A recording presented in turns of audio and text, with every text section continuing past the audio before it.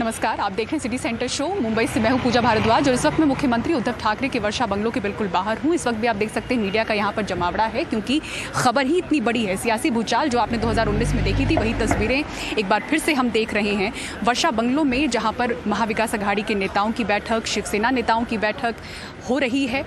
वहीं पर एनसीपी के जो नेता हैं वो शरद पवार के घर पर उनकी बैठक हुई है। कांग्रेस की जो इमरजेंसी मीटिंग है वो बाला साहब थोराट के घर पर हुई है। तो इस तरह से बैठकों का सिलसिला चल रहा है। कारण क्या है कि शिवसेना के अंदर एक बड़ी फूट हुई है और वो है एकनाथ शिंदे के द्वारा। कद्दावर नेता हैं, पार्टी में दूसरे नंबर के नेता हैं, उद्धव ठाकरे के बाद माने जाते हैं। संकट से कई बार उभारा है पार्टी को, लेकिन अब खुद बहुत ही बड़ा संकट बने हुए हैं क्योंकि बताया जा रहा है कि करीब 30 से ज़्यादा विधायकों के साथ वो सूरत में मौजूद हैं। बीजेपी शासित गुजरात में होटल में हैं और बीजेपी यहां पर भले ही कैमरे पर आपको शांत दिख रही हो, लेकिन एक बड़ा खेल उनकी तरफ से खेलने की कोशिश, इस तरह के आरोप हैं। प्रदर्शनों का सिलसिला भी जारी है शिव सैनिकों की ओर से, जहां पर एकनाथ शिंदे को गद्दार तक वो बता रहे हैं अपने बयानों में। इसी बीच शिवसेना के नेता पहुंचे हैं सूरत के होटल में, जहां पर उन्होंने एकनाथ शिंदे से बात की है। फोन पर रश्मि ठाकरे और फिर उद्धव ठाकरे से बात करवाई गई है। सूत्रों के हवाले से कहा गया है कि उद्धव ठाकरे की ओर से उन्हें वापस बुलाने की और पुनर्विचार करने की फैसले पर बात की गई, लेकिन बताया जा रहा है सूत्रों की ओर से कि एकनाथ शिंदे ने इसके लिए इनकार कर दिया। करीब 10 मिनट तक फोन पर एकनाथ शिंदे से बात हुई है, जहां उन्होंने कहा कि पार्टी की भलाई के लिए कदम उठा रहे हैं। अब तक उन्होंने कोई फैसला नहीं लिया है और ना ही किसी दस्तावेज पर उन्होंने दस्तखत की है। एकनाथ शिंदे ने ठाकरे से बीजेपी के साथ सत्ता में लौटने की मांग की।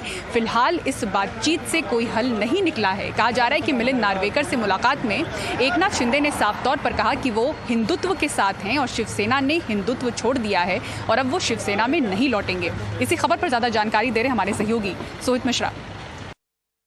मंगलवार के दिन जो कुछ घटनाएं सामने आई उससे शिवसेना और साथ ही साथ महाविकास आघाड़ी के भविष्य को लेकर सवाल उठना शुरू हो गया। दरअसल मंगलवार सुबह से ही ये खबर सामने आने लगी कि शिवसेना के वरिष्ठ नेता साथ ही साथ कैबिनेट मंत्री एकनाथ शिंदे रीचेबल नहीं है। बाद में ये जानकारी मिलती है कि वो गुजरात के सूरत में मौजूद हैं, जिसके बाद शिवसेना के पास कितने विधायक हैं इसको लेकर सवाल उठने लगा, क्योंकि एकनाथ शिंदे शिवसेना में भी काफी लोकप्रिय हैं। कई विधायकों का समर्थन उन्हें है और ऐसा कहा जा रहा है कि 20 से ज्यादा विधायकों को लेकर वो सूरत में मौजूद हैं। इसके बाद होता यह है कि मुख्यमंत्री उद्धव ठाकरे की ओर से एक बैठक बुलाई जाती है जिसमें कई विधायकों को लाया जाता है। शिवसेना की फिलहाल स्ट्रैटेजी यही है कि एकनाथ शिंदे को दोबारा से बुला लिया जाए और उन्हें अपने पार्टी में ही रखा जाए, समझा बुझाकर उनकी बातों को मान लिया जाए। ये ठीक उसी तरह से होगा जिस तरह से 2019 में अजित पवार के साथ किया गया। जिस तरह से 2019 में अजित पवार को वापस बुलाने से पहले जब उन्होंने बगावत की थी तब उनकी जो व्हिप जारी करने की उनकी जो ताकत थी उसे वापस ले लिया गया था। ठीक उसी तरह से एकनाथ शिंदे के पास ये ताकत है, उसे भी वापस ले लिया गया, उनसे ये अधिकार शिवसेना ने वापस ले लिया। लेकिन इसके बावजूद शिवसेना की तरफ से 2 लोग एकनाथ शिंदे से बात करने गए। एक थे मिलिंद नार्वेकर जो खुद उद्धव ठाकरे जो हैं उनके पीए हैं, साथ ही साथ रविंद्र फाटक जो थाने से आते हैं, एकनाथ शिंदे के करीबी माने जाते हैं। उन्होंने बातचीत की, मुख्यमंत्री से भी बातचीत हुई 10 मिनट तक। बाद में मुख्यमंत्री का कहना है कि मुझे मेरे सूत्रों ने बताया, मुख्यमंत्री ने अपने विधायकों से बात की, उसमें उन्होंने कहा कि उन्हें अभी भी भरोसा है कि एकनाथ शिंदे वापस आने वाले हैं और साथ ही साथ जो भी परेशानियां हैं वो सुलझ जाएंगी। शिवसेना के साथ ही कांग्रेस और एनसीपी भी मौजूद है। इसके अलावा उद्धव ठाकरे ने कहा कि अब जो कुछ लोग कह रहे हैं कि बीजेपी के पास चले जाना चाहिए, हम बीजेपी के साथ जाकर पहले ही भुगत चुके हैं तो हम दोबारा वहां पर क्यों जाएंगे। तो अब उद्धव ठाकरे भी फिलहाल नजर ये नहीं लग रहा है उन्हें कि वो जाने वाले हैं बीजेपी के समर्थन के, बीजेपी के पास उद्धव ठाकरे जाने का फिलहाल उनका मूड होता हुआ नजर नहीं आ रहा है। इस सब के बीच ये कयास लगाए जा रहे थे कि शाम को शरद पवार आएंगे, वर्षा पहुंचेंगे, उनसे मुलाकात करेंगे, उनकी और एकनाथ शिंदे के बीच मुलाकात होगी। वो हुआ नहीं, लेकिन शरद पवार ने मुंबई जरूर पहुंचे, अपने विधायकों के साथ उन्होंने मुलाकात की। कल शरद पवार अपने सभी विधायकों से मुलाकात करने वाले हैं। साथ ही साथ बुधवार के दिन कैबिनेट की बैठक भी होगी। अब इस कैबिनेट की बैठक में खुद उद्धव ठाकरे जाने वाले हैं। क्या कुछ करने की कोशिश उनकी ओर से होगी इस पर भी नजर बनी रहेगी। शिवसेना के विधायकों को वर्ली के एक होटल में शिफ्ट किया गया है। अब कोशिशें लगातार जारी है। इस सब के बीच अगर मैंने एक नाम का जिक्र नहीं किया वो है बीजेपी। गुजरात में बीजेपी अंदर खानों से जरूर कई सारी चीजें कर रही है, लेकिन अब वो पूरी तरह से पिक्चर में नहीं आई है। 2019 में एक बार वो बड़े पैमाने पर धोखा खा चुके हैं। उन्होंने तब देखा कि किस तरह से कई कोशिश करने के बावजूद वो सरकार बनाने में असफल रहे हैं। इसलिए अब तक जब तक उनके पास वो आंकड़े एकनाथ शिंदे के पास नहीं आते हैं वो पिक्चर पर नहीं आएंगे। लेकिन आने वाले कुछ दिनों में ये जो हमने 2019 में देखा था ठीक उसी तरह के हालात आने वाले कुछ दिनों में देखने मिल सकता है।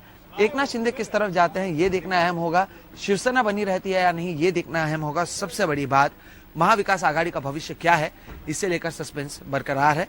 मंगलवार का पूरा दिन चला गया है, रात हो चुकी है, अब भी किसी के पास कोई क्लैरिटी नहीं है कि आखिर हो क्या रहा है। मुंबई से कैमरा पर्सन राजेंद्र दयालकर के साथ सोहित मिश्रा, एनडीटीवी इंडिया। तो शिवसेना के कई नाराज विधायकों के साथ एकनाथ शिंदे गुजरात के सूरत में मौजूद हैं और एकनाथ शिंदे ने शिवसेना से अलग होने का ऐलान कर दिया है। एकनाथ शिंदे ने अपने ट्विटर हैंडल से शिवसेना हटा दिया है। साथ ही उन्होंने ये भी कहा है कि हम असली शिवसेना हैं। सूरत में जहां नाराज विधायक पहुंचे हुए हैं वहां किस तरह का माहौल है, ये दिखा रहे सूरत में मौजूद हमारे सहयोगी सौरभ शुक्ला। हम इस वक्त सूरत के ली मेरिडियन होटल के बाहर हैं, जहां पर एकनाथ शिंदे अपने सहयोगी विधायकों के साथ कैंप कर रहे हैं। पूरी तरीके से गुजरात पुलिस की सुरक्षा में, किसी को अंदर जाने की अनुमति नहीं है। ली मेरिडियन होटल में लगभग 35 कमरे हैं जो एकनाथ शिंदे और उनके विधायकों के लिए बिल्कुल रिजर्व कर दिए गए हैं। साथ में संजय कुटे जो बीजेपी के विधायक हैं और करीबी माने जाते हैं देवेंद्र फडणवीस के, वो भी अंदर मौजूद हैं। अगर हम बात करें पूरे दिन के घटनाक्रम की, तो कोशिश लगातार होती रही शिवसेना की तरफ से कि एकनाथ शिंदे को मना लिया जाए। मिलिंद नार्वेकर और जो रविंद्र फाटक हैं वो यहाँ पर आए थे मनाने के लिए एकनाथ शिंदे को, और उनकी बैठक भी 2 घंटे के लिए हुई। उसमें जो नार्वेकर हैं उन्होंने फ़ोन पर बात कराई उद्धव ठाकरे की एकनाथ शिंदे से, तो एकनाथ शिंदे ने साफ तौर पर कहा है कि वो नहीं आने वाले हैं शिवसेना वापस। अगर वो चाहते हैं, उद्धव ठाकरे चाहते हैं कि शिवसेना में वापस आए एकनाथ शिंदे, तो वो बीजेपी के साथ हाथ मिला लें। और उससे पहले उन्होंने ट्वीट करके भी कहा था कि वो बाला साहब ठाकरे के सच्चे शिव सैनिक हैं, वो हिंदुत्व के मामले में कॉम्प्रोमाइज़ नहीं करेंगे सत्ता के लिए। तो साफ तौर पर इशारा साफ है कि एकनाथ शिंदे पार्टी छोड़ नहीं रहे हैं, पार्टी को तोड़ रहे हैं, और वो तोड़ रहे हैं कह के कि मैं बाला साहब ठाकरे का शिव सैनिक हूँ। यही लगातार बीजेपी भी कहती रही है कि अब वो शिवसेना बाला साहब ठाकरे की शिवसेना नहीं रही, सत्ता के मोह में उन्होंने अपनी आइडियोलॉजी से कंप्रोमाइज़ कर लिया। तो ये सब तमाम बातें बीजेपी कहते रहती है, जो अब एकनाथ शिंदे भी कह रहे हैं। अब आगे एकनाथ शिंदे क्या करेंगे, उन्होंने तो ऑफर मना कर दिया, उद्धव ठाकरे से बात करने को तैयार नहीं है वो वापस। उद्धव ठाकरे वहीं कह रहे हैं कि नहीं, हमारी बात चल रही है, एकनाथ शिंदे से मना लेंगे, सारे विधायक वापस आ जाएंगे। अब कहा जा रहा है कि एकनाथ शिंदे को साथ और बीजेपी का मैसेज है कि अगर आपके पास नंबर्स हैं पार्टी तोड़ने के लिए, तो आप तय करिए, नंबर्स बताइए हमें, और जब आप बता देंगे कि आपके पास नंबर्स हो गए, तब उनकी मुलाकात एकनाथ शिंदे की और उनके सहयोगी विधायकों की कराई जाएगी अमित शाह के साथ और देवेंद्र फडणवीस के साथ, जो इस वक्त दिल्ली में है। वो लोग अहमदाबाद आएंगे। तो अगले 24 घंटे महाराष्ट्र की राजनीति के लिए काफ़ी अहम रहने वाले हैं, क्योंकि एनसीपी शरद पवार भी पहुंच चुके हैं मुंबई, कांग्रेस भी लगातार अपने विधायकों के साथ बैठक कर रही है, क्योंकि कांग्रेस के विधायकों ने भी क्रॉस वोटिंग की है एमएलसी चुनाव में। तो महाराष्ट्र विकास आघाड़ी की तीनों पार्टियां हैं, चाहे वो शिवसेना का सामने बड़ा क्राइसिस है, क्योंकि उनके लगभग 20 से ज़्यादा विधायक तो एकनाथ शिंदे के साथ हो गए, वहीं कांग्रेस के विधायकों ने क्रॉस वोटिंग की है, एनसीपी का घर अभी लग रहा है कि ऑर्डर में है। तो अब देखना होगा कि अगले 24 घंटे कैसे महाराष्ट्र की राजनीति बदलती है, लेकिन अगले 24 घंटे तय करेंगे कि महाराष्ट्र में महाराष्ट्र विकास आघाड़ी की सरकार चलेगी या फिर सत्ता परिवर्तन होगा, और सबसे महत्वपूर्ण, शिवसेना किसके पास रहेगी, उद्धव ठाकरे के पास, या फिर ज़्यादा विधायक तोड़ करके एकनाथ शिंदे शिवसेना पर ही अपना जो दमखम है अपना कब्जा कर लेंगे। सहयोगी अश्विनी मेहरा के साथ सूरत से सौरभ शुक्ला, एनडीटीवी इंडिया। इधर एनसीपी और शिवसेना के बीच भी बैठक हुई है, तो सियासी उठापटक के बीच क्या नई संभावनाएं बन रही हैं, महाराष्ट्र सरकार में फिलहाल क्या सियासी गणित है, इसे समझाने की कोशिश कर रहे हैं हमारे वरिष्ठ सहयोगी अभिषेक शर्मा। लेकिन उनके भतीजे अजित पवार की 1 घंटे के करीब बैठक चली है मुख्यमंत्री के साथ, और एमवीए के जो दूसरे नेता हैं वो अलग कैंप में, कांग्रेस के लोग अलग से कर रहे हैं। इसमें अब एनसीपी के लिए करने के लिए कुछ नहीं बचा है, क्योंकि देखिए उद्धव ठाकरे के जमीन नीचे से खिसका दी गई है और बड़े पैमाने पर खिसकाई गई है। अगर उद्धव ठाकरे के ऊपर के पास नंबर्स होते और भरोसा होता कि बहुत कम लोग गए हैं, सिर्फ 13 गए हैं, सिर्फ 5 गए हैं, 8 गए हैं, तो अपने दूध को भेजने की जरूरत नहीं पड़ती है, क्योंकि 5-7 के जाने से कोई फर्क नहीं पड़ रहा। क्या फर्क पड़ता है, 153 में से 5 लोग चले जाते, 7 लोग चले जाते, 10 लोग चले जाते, 13 लोग चले जाते, तो भी सरकार बचती। लेकिन अब मामला वो नहीं है, मामला उसके आगे का है कि संख्या बल इस समय एकनाथ शिंदे के साथ ज्यादा दिखाई दे रहा है, जो कि ज्यादा तकलीफ में दे रहा है इस वक्त में ठाकरे परिवार को। उनको इस बात का आभास था शायद कि एकनाथ शिंदे अपनी राह पकड़ चुके हैं। पिछले 2 दिन से उनको लेकर इस तरीके की आहट आनी शुरू हो चुकी थी। बीती रात तकरीबन कन्फर्म हो चुकी थी बात कि वो निकल चुके हैं। जितने लोग गए हैं उनमें से देखिए सत्ता के गणित में जो अभी तक का सत्ता का गणित रहा है वो ये है कि 3 पार्टियों की सरकार में 3 लोगों के बीच में पोर्टफोलियो बंटे थे, बाकायदा गणित निकाला गया था कि किसको कितना मिलेगा। आज जब शिवसेना टूट चुकी है, एक तरीके से शिंदे ऐलान कर चुके हैं कि वो अपना रास्ता पकड़ रहे हैं और वो असली हिंदुत्व की पार्टी खुद को बता रहे हैं, असली शिवसेना खुद को बता रहे हैं। तो आप ये एक बात बताइए कि जो गणित है, मलाई का गणित है, उसमें तो शिंदे साहब की जो विधायक हैं जो उनके साथ जाएंगे उनको ज्यादा मौका मिलेगा, क्योंकि उनको 3 लोगों के साथ 2 और लोगों के पार्टनर्स के साथ शेयर नहीं करना है, उनको तो सिर्फ और सिर्फ बीजेपी के साथ शेयर करना है। और उनके मन में जो है कि उनको उप मुख्यमंत्री बनाया जा सकता है, उप मुख्यमंत्री का फॉर्मूला जो पहले हो सकता था वो अब फॉर्मूला फिर से अब वही हो जाएगा कि एक तरीके से बीजेपी की साथी यहाँ पर शिवसेना बनेगी, जो अपने आप को ओरिजिनल शिवसेना मानेगी, और बाल ठाकरे के जो परिवार की बची हुई सेना है यानी कि उद्धव ठाकरे और आदित्य ठाकरे, उसको सेना नहीं माना जाएगा। और ये वाली जो सेना है जो आ रही है, जिसके बारे में एकनाथ शिंदे कह रहे हैं कि वो असली सेना है, उनके पास नंबर धीरे धीरे बढ़ भी सकते हैं। आप देखिए कि उन्होंने राज्यसभा में भी साबित किया है, विधान परिषद के चुनाव में भी साबित किया है कि उनके पास अंदर सेना को खोखला करने में वो लोग कामयाब हुए हैं। और इसमें बहुत बड़ा रोल एकनाथ शिंदे का इस वजह से है क्योंकि वही संकट मोचक थे, संकट मोचक खुद चले गए हैं साथ छोड़कर उद्धव ठाकरे का। तो जाहिर सी बात है कि आज कुछ नहीं होने वाला। अब उद्धव ठाकरे की और शरद पवार की बैठक होगी। शरद पवार ये कहकर अपने आप को अलग कर रहे हैं इस पूरे घटनाक्रम से कि ये सेना का इंटरनल मामला है, अंदरूनी मामला है, हम कुछ नहीं कर सकते। आप देर सवेर कांग्रेस के बाद से भी ऐसा ही बयान सुनेंगी, वो भी यही कहेंगे ये शिवसेना का अंदरूनी मामला है। इस सरकार को गिरने का जो आरोप है वो न तो एनसीपी के मत्थे आएगा, न कांग्रेस के मत्थे आएगा, बल्कि उद्धव ठाकरे के मत्थे चढ़ दिया जाएगा। नंबर्स होते तो वो शो ऑफ स्ट्रेंथ, अपनी ताकत दिखाने के लिए आज वर्षा पे परेड करा देते, उनके लोग परेड करा देते, लोग सड़कों पर उतर जाते जिस तरीके से एमएलएस का अगर उनको समर्थन होता। नहीं दिखाई दे रहा है, ये उनको खुद को भी पता है कि उनके पास उस तरीके के नंबर्स नहीं है। और एक आश्चर्य ही होगा, महाराष्ट्र की राजनीति में वैसे कुछ भी हो सकता है, जब सुबह सवेरे लोग अपने बिस्तर पे थे तब यहाँ पर अगर शपथ ग्रहण हो सकता है तो यहाँ कुछ भी हो सकता है। लेकिन ये इस बार में मुझे लगता है कि एकनाथ शिंदे बहुत आगे जा चुके हैं। इधर एनसीपी मुखिया शरद पवार ने कहा है कि महाराष्ट्र में सरकार गिराने की ये बीजेपी की तीसरी कोशिश है और शिवसेना का ये अंदरूनी मामला है, उद्धव ठाकरे इसे खुद सुलझा लेंगे। शिवसेना की लीडरशिप इस पर जो कुछ तय करेंगे इसके साथ हम रहेंगे, मगर मुझे पूरा विश्वास है कि उद्धव ठाकरे के नेतृत्व पर वहाँ जो गवर्नमेंट चल रही है इसमें कोई बदलाव करने की आवश्यकता हमें व्यक्ति नहीं। इधर संजय राउत का बयान आया कि इस तरह की घेराबंदी गुजरात में ही हो सकती है और जैसे ही मौका मिले सारे विधायक मुंबई वापस लौटेंगे। जो मध्य प्रदेश पैटर्न, राजस्थान पैटर्न जो हुआ है जिसमें ये सभी लोग गुजरात में ही क्यों रखे जाते हैं? ये देश तो बहुत बड़ा है। सूरत में है, मैंने सुना है, हमारा उनसे संपर्क हुआ है, हमारे सब एमएलए वहाँ है। इसमें से बहुत से लोग जो है वापस आना चाहते हैं लेकिन उनको वापस आना नहीं दिया जा रहा है, उनकी घेराबंदी की है।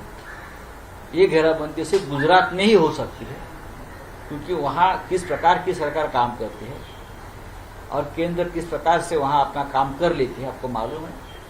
लेकिन जब भी मौका मिलेगा हमारे सभी एमएलए यहाँ वापस आ जाएंगे। इधर राष्ट्रपति पद का उम्मीदवार चुनने के लिए बीजेपी संसदीय बोर्ड की अहम बैठक हुई।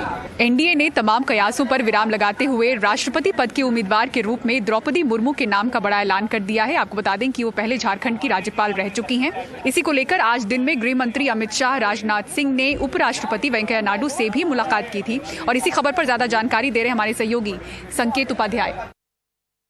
जेपी नड्डा ने शुरुआत में ये बोला कि हम तो चाहते ही नहीं थे कि कोई मुकाबला हो, हम चाहते थे कि सहमति से ये इस पर घोषणा हो जाए और इस वजह से जेपी नड्डा और राजनाथ सिंह अलग अलग राजनीतिक दलों से मिले भी, उनसे बात भी की।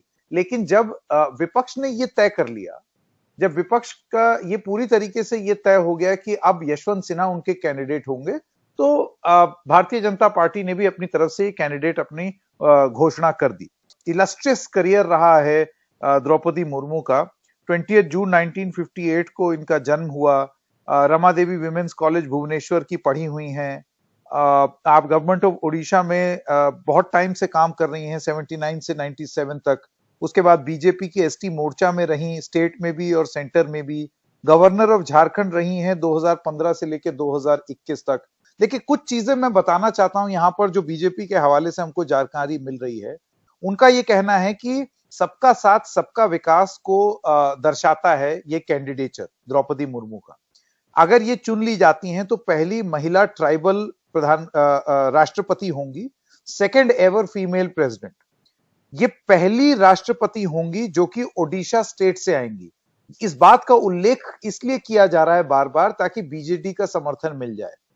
इसके अलावा ये बताया जाता है she is the first woman governor of Jharkhand, जो कि हम जानते हैं 2021 तक थी।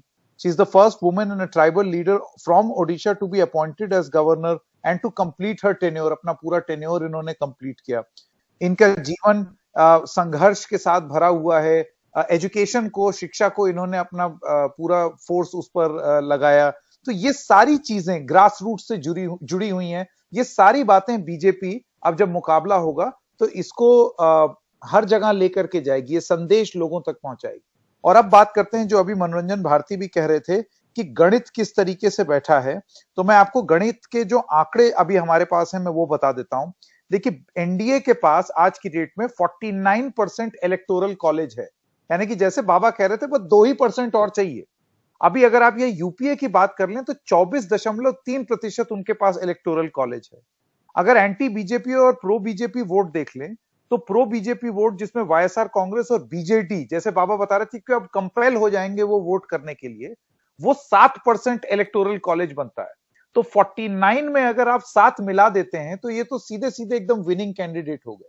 तो यशवंत सिन्हा किससे मुकाबला लड़ेंगे और क्या करेंगे, और ये अब सांकेतिक ही रह गई है लड़ाई। ये चीज एकदम स्पष्ट हो गई है कि द्रौपदी मुर्मू अब अगली राष्ट्रपति बनने वाली हैं, पहली ट्राइबल महिला राष्ट्रपति द्रौपदी मुर्मू। और विपक्ष ने राष्ट्रपति चुनाव के लिए यशवंत सिन्हा को अपना उम्मीदवार बनाया है और सभी दलों से उनका समर्थन करने की अपील की है। हिमांशु शेखर की रिपोर्ट देखिए। We have unanimously chosen Shri Yashwant Sinha as the common candidate of the opposition parties for the presidential election. एक हफ्ते की जद्दोजहद के बाद आखिरकार विपक्षी दलों ने अगले राष्ट्रपति चुनाव के लिए यशवंत सिन्हा को अपना साझा उम्मीदवार चुन लिया। इस ऐलान से कुछ घंटे पहले ही यशवंत सिन्हा ने ट्वीट कर कहा था कि उन्होंने तृणमूल कांग्रेस संगठन से इस्तीफा दे दिया है। संसद परिसर में हुई बैठक में मंगलवार को 13 विपक्षी दलों के नेताओं ने भाग लिया। यशवंत सिन्हा को क्यों चुना?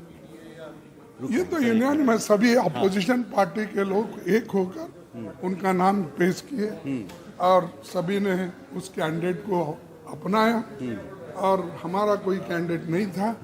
और हमारे श्रीमती सोनिया गांधी जी ये चाहते थे कि अपोजिशन में यूनिटी रखना और यूनानिमसली जो आएगा कैंडिडेट उसका समर्थन करना चाहिए, वही हमने किया। 2 दशक का उनका जुड़ाव रहा बीजेपी के साथ, इसको लेकर भी कुछ विपक्ष के नेता ऐसे बहुत से लोग हैं, हर पार्टी में ऐसे लोग हैं। अब इस वक्त तो वो इंडिपेंडेंट है और एक इंडिपेंडेंट कैंडिडेट को हमने चुना है। We are not going to dig up past. इतिहास को कुरेदना ठीक नहीं होगा। वो बीजेपी में गए थे, बीजेपी छोड़ दी, तृणमूल कांग्रेस ज्वाइन किया और अब एक स्वतंत्र उम्मीदवार के तौर पर चुनाव लड़ेंगे। यशवंत सिन्हा के लिए समर्थन जुटाने की जिम्मेदारी शरद पवार ने संभाली है। पिछले कुछ दिनों में मैंने आम आदमी पार्टी के नेता और दिल्ली के मुख्यमंत्री अरविंद केजरीवाल, बीजू जनता दल के नेता नवीन पटनायक और तेलंगाना के मुख्यमंत्री टीआरएस के राष्ट्रीय अध्यक्ष के चंद्रशेखर राव से बात कर उनका समर्थन मांगा है। आने वाले दिनों में मैं सभी गैर एनडीए दलों के नेताओं का समर्थन हासिल करने की कोशिश करूंगा। Samajwadi Party, Tejashwi from Bihar, Sanjay Raut from Shiv Sena. यशवंत सिन्हा अब 27 जून को 11:30 बजे राष्ट्रपति चुनाव के लिए अपना पर्चा भरेंगे। यशवंत सिन्हा को विपक्ष की तरफ से साझा उम्मीदवार बनाने के पीछे शायद विपक्ष को ये अंदाजा है कि अगले राष्ट्रपति चुनावों में उसे एक मुश्किल राजनीतिक लड़ाई लड़नी होगी, लेकिन उसकी नजर शायद विपक्ष की एकता पर भी है जो 2024 के लोकसभा चुनावों में उसके काम आ सकती है। दिल्ली से गौरी प्रसाद के साथ हिमांशु शेखर, एनडीटीवी इंडिया। और कांग्रेस नेता राहुल गांधी से पूछताछ और अग्निपथ योजना के विरोध में कांग्रेस के प्रदर्शन के बीच अलका लांबा रो पड़ी। अलका लांबा कांग्रेस की महिला कार्यकर्ताओं के साथ बीच सड़क पर बैठकर नारेबाजी कर रही थी। इस दौरान पुलिस वालों के साथ उनकी झड़प भी हुई। वहां हाई वोल्टेज ड्रामा देखने को मिला।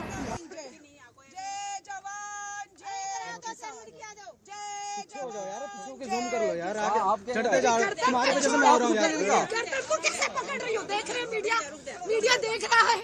मैं अपनी गर्दन को बचाने के लिए अगर इसका हाथ पकड़ूंगी, आप दिखाएंगे कि वर्दी का हाथ पकड़ लिया। मेरी गर्दन इसने इतनी तेज तोड़ने की कोशिश की और मैं अपनी गर्दन बचाने के लिए इसका हाथ पीछे करूंगी, आप दिखाएंगे। अलका लांबा ने वर्दी पर हाथ मत करो, इनको बोलो इलाज की जरूरत है सरकार को। मैं बैठी हूँ, निहत्थी हूँ मैम, आपके लिए कोई खतरा नहीं हूँ खतरा किसी इतनी बड़ी पुलिस फोर्स के लिए किसी के लिए खतरा हूँ, ये भी जानते हैं हम। जय जवान जय किसान, भारत माता जिंदाबाद। बस लोकतंत्र में अपनी आवाज उठाने का अधिकार है या नहीं इत्तेफाक रखते हैं आपकी अग्निपथ से। देश के करोड़ों युवा सड़क पर आंदोलित है, कोई सुनने वाला है? आत्महत्या कर रहे हैं वो। माँ बाप ने सोचा था बेटा जो है सरहद पर जाएगा, माँ भारती के लिए शहीद होगा, कफन में तिरंगा में लिपट के आएगा, तिरंगे में लिपट कर आएगा। वो माँ रो रही है कि मेरे बेटे ने दम तोड़ दिया। उसको सफेद कफन में उसका बाप लेकर जा रहा है। तिरंगा कफन मांगा था, बस इसका ये कसूर था। तिरंगा कफन में मांगा था उसने। हरियाणा का हमारा भाई है। ओह माय गॉड, ये क्या हो रहा है लोकतंत्र में? ऐसा कभी नहीं देखा। और अंतर्राष्ट्रीय योग दिवस के मौके पर देश भर में किस तरह से हुआ योगा का आयोजन, दिखाएंगे आपको तस्वीरों के जरिए पूरी खबर सिटी सेंटर शो में। ब्रेक के बाद आप बने रहिए हमारे साथ। अब धीरे-धीरे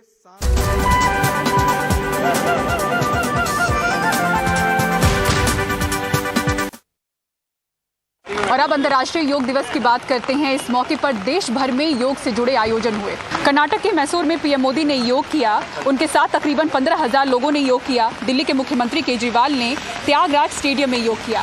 ऊपर की तरफ उठा दें, सिर को आगे झुकाएं, इस प्रकार झुकाएं कि टुड्डी आपके कंठकूप से लग जाए, लॉक हो जाए चिन्ह। उधर जम्मू कश्मीर में अमरनाथ गुफा के बाहर जवानों ने योग किया।